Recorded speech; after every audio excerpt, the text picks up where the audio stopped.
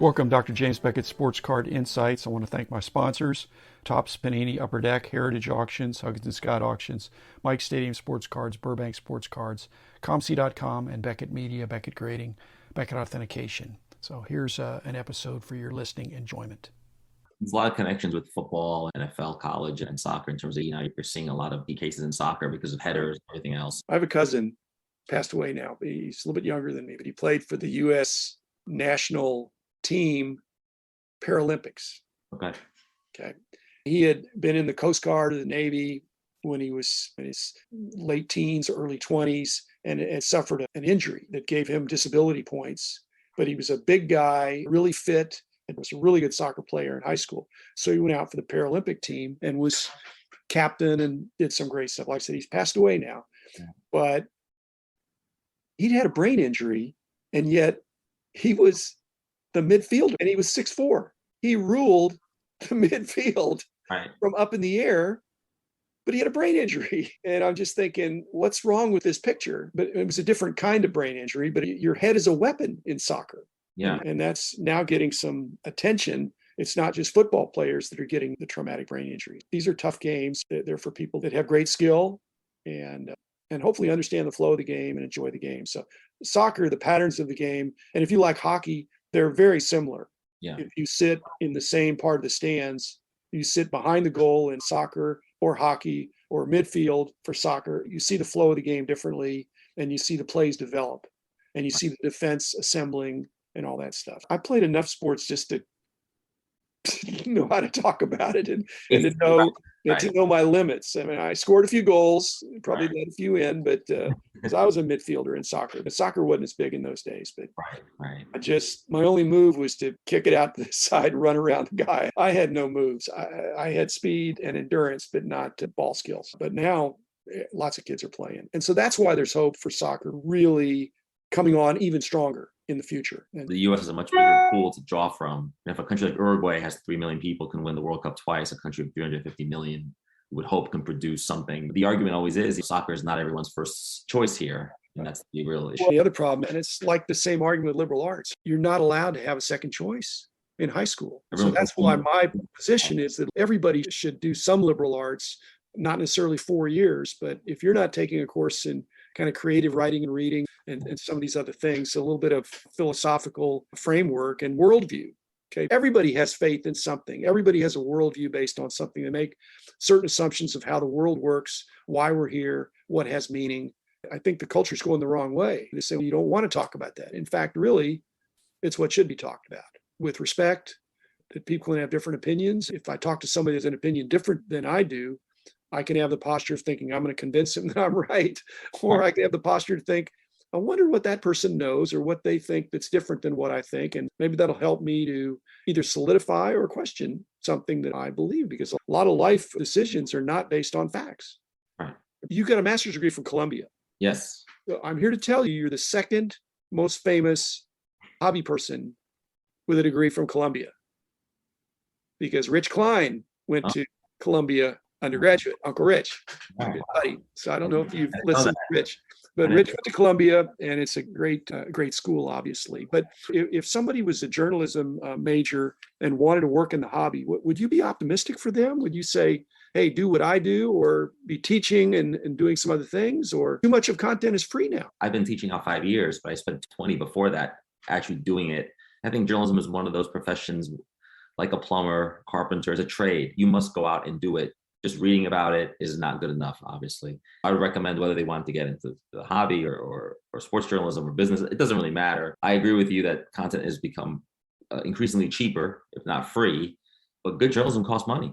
And I think a lot of places have realized that. I think places are trying to figure out how to monetize, but you have to be creative. You have to be entrepreneurial. We teach entrepreneurial journalism in our program because we know that the whole point is, hey, as a journalist, it's not just good enough to go to work, do your job, and go home.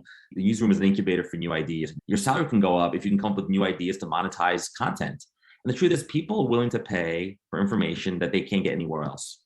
The Wall Street Journal has a paywall, but they're one of the most read newspapers in the country because they have information and news that you really can't find anywhere else. If you can do that in any line of work, whether it's the hobby or sports, like The Athletic is a good example. people are paying for it because it's really good and they can't live without it. It reminds me a little bit when I was in high school. I read your magazine. I used to get the hockey one in the mail. I used to read the National every day, which was a wonderful idea, a sports daily. I was spoiled. I lived in New York City. We had sports pages are full of stuff. But we have to teach younger people to get into the habit of reading. This is one of the best businesses you're ever going to get into. Never a dull day. And over the course of time, you can do a lot of traveling, meet lots of famous people. I used to go to parties when I was younger. People were like, "Oh, you're a journalist and you've met this person. It's so great." And I was like, "Look, I'm just doing a job. I want to tell stories. I want to report. I want to tell people what's going on in the world."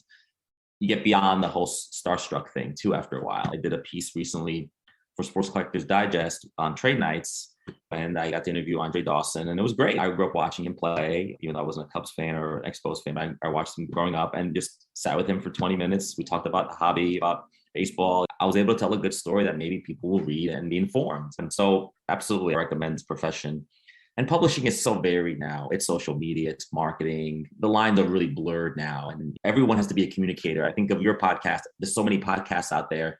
People just start them with very little training in some cases. How do you explicitly encourage your students toward entrepreneurial journalism or the creative aspect? Do you do case method? Absolutely. We study places like BuzzFeed, Axios, all these news organizations that really just generally in the last 10, 20 years, they've existed. They didn't exist 30 years ago. They're not legacy media, the New York Times or ABC or CBS. But in a lot of cases, places like Axios, Politico, BuzzFeed, The Athletic, they have more readership than the old guys because they've been able to innovate. They're digital natives. So we tell our students, hey, if you work at the New York Times, come up with an innovative idea. Or if you work at a new place, especially when you're young, they have social media as part of their diet. They grew up with it. We did it. We have to sort of learn it. It's all around them. And so in that sense, what we do in that class is we do case studies. The final project, we do like a Shark Tank, what we call a Dolphin Tank, because we're much nicer. They come up with an idea. In some cases, those ideas, if they ever wanted to try them out in the real world, probably could work, or they could be part of something at their future job. We don't want to do just theory. We want to do real world stuff. You're at King's College. So do you tie this back to the Judeo-Christian worldview, the aspect that we're made in the image of God and God was a creator? So we're made to create, and it's all through the Old Testament, New Testament, that at least two of the three monotheistic religions of the world believe that creating is an aspect that there's something holy about it. Absolutely. That idea permeates through, I think, everything we do at the school. But definitely, if it's your calling to do journalism, you do it. You want to do religious journalism, that's one thing. You want to do political journalism, it's another, right? You want to be entrepreneurial. I mean, these are all things that I think you're right. Our school has a big philosophy program, a business program, a political one. That permeates throughout whatever major you have. Absolutely.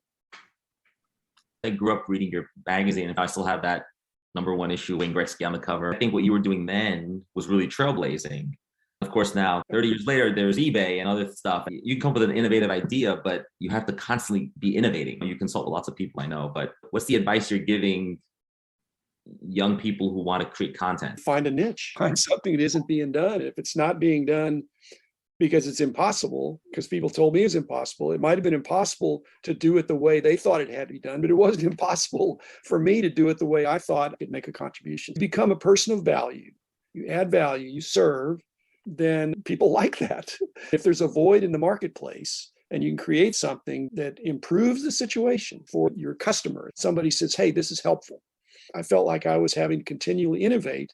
But from our discussion, I'm the Joe Montana guy, not the Tom Brady guy, because I'm mainly last century. But Joe Montana was a savant in terms of reading defenses, and so is Brady. But they had to deal with different coverage situations. They found a way to be a winner. I tell young people that I meet with, so don't expect to go through life undefeated, but you're a winner. You're going to win more than you lose. But Tom Brady didn't win every time. Joe Montana didn't win every time. Michael Jordan didn't win every time. Sometimes he missed the buzzer beater. But more often than other people, those guys came through. Most of the people I deal with, I believe, are winners, and they cannot let themselves be defined by one setback.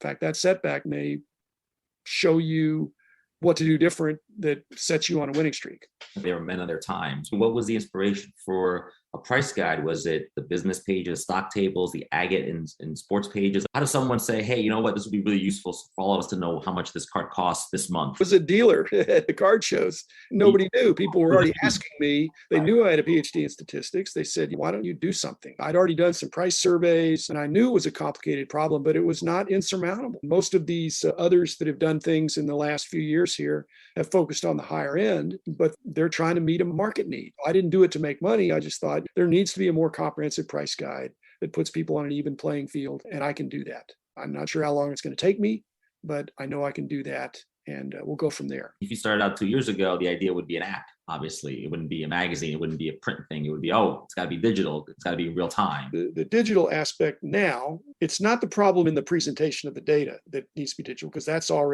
was always there. It was in print or in digital. The problem is the real-time ability to recalc. In fact, when I started, I don't even know that there was VisiCalc, the predecessor of Excel. Right. You barely even had spreadsheets. So I was doing a lot of very primitive stuff. As the tools improved, the job got bigger and bigger. I was able to keep up for quite a while. And then there came a time when I hired a bunch of people and we just threw a lot of labor at it. Now the data is easy to find, but still hard to analyze. Right. Because it's inexact, it's misspecified, or the condition sensitivity is still not explicit enough that all sevens are not sevens. And so it's a bigger challenge now. I provided a foundation, and I think I'm a 20th century guy. So I want to be a cheerleader for the leaders of the 21st century, as is your calling at the university where you are. There are future leaders who are going to take things to great heights, and I'd like to influence the influencers. You're doing the same thing. Absolutely. Okay, soccer. Is that your primary love? That is my primary love. It's my first love. My parents are immigrants from Italy, and I think they transmitted that love to me growing up here in the United States. I was born in New York, international city. I grew up near the UN, kids from all over the world. And it's funny, soccer was pretty dormant in the 80s here after the NASL collapsed. But in our own little bubble, soccer was still the number one sport because we were just trying to watch stuff that was happening back home. Trust me, back then it was really hard to do that. No apps or streaming services. Cable TV, it was like shortwave radios, maybe games in Spanish on Univision or Telemundo. There wasn't anything like today. So it made it much harder. You had to go and buy day-old newspapers that were flown here from Europe. Okay, make the case for why people like me should be more serious about collecting soccer. It's the biggest sport in the world, but how would I go about getting to the next level of involvement? And how would you encourage people to take their interest in sports and add soccer to it, or take their interest in soccer and add card collecting to it? And is your book going to be just more scholarly about the history of the World Cup? I'm a big evangelizer of soccer. I have been. But in that way, soccer in the 80s and 90s was a little like Dungeons and Dragons, very niche, very small, and it becomes ubiquitous and everyone kind of jumps on the bandwagon. And I think the internet helped do that. And streaming services obviously brought more games into people's homes. It's funny, I grew up buying baseball and hockey cards at my local stationery store. And then I would go to Italy every summer and buy Panini stickers. And the two were never, in my mind, one hobby. It was almost two separate worlds. In the mid 2015, 16, 17, these two worlds started melding together. I was going to shows and seeing Panini stickers that were slabbed. I had never seen that in the 90s, for example. Suddenly the hobbies got closer together. They were, for the first time, real soccer cards, like real sets being put out.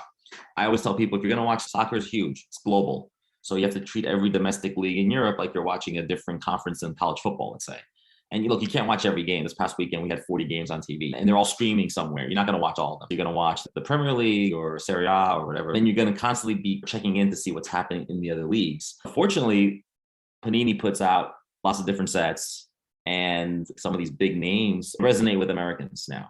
Messi, Ronaldo, but not just those names, Neymar and others. And so much so that I think people are trying to go back in time to find, hey, what's out there of Pele's? Like, what sets exist with Pele on it, or what sets exist with Maradona? Americans not rediscovering this hobby. They're almost discovering it for the first time. Things that Europeans have been buying for decades suddenly have some value here. I think with the World Cup coming, absolutely, the values will go up. Interest will peak. I hope someone watches the World Cup and then doesn't stop watching soccer when the World Cup is over. They stick around. Somebody that's your age that had a very similar experience, that's ultra famous and just recently passed away. Kobe Bryant. Absolutely. Pretty close to your age, spent summers in Italy, was big on the Panini stickers, actually had his own basketball cards Right. beginning in 96 or whatever. That's a really cool thing to share with Kobe Clemente. Absolutely. I was a Kobe fan because of his, I call it Italian roots. He's not Italian, He was obviously. Panini spokesman more because Right. of the stickers than because of the other thing.